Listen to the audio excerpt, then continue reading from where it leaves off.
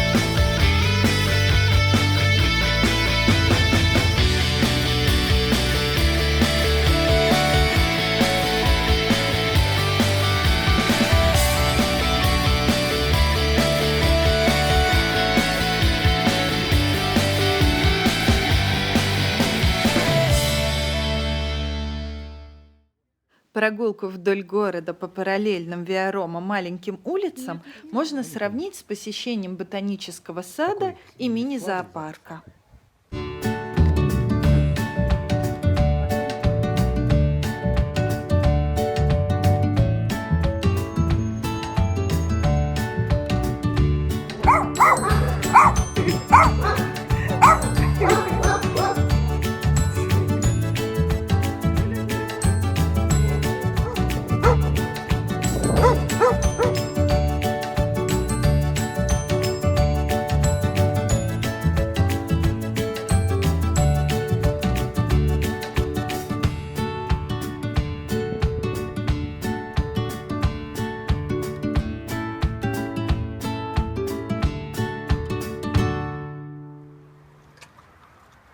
В этот раз наша цель – улица Бакуа-Родос. Именно там начинается еще один пешеходный маршрут или другой выход с той же горы.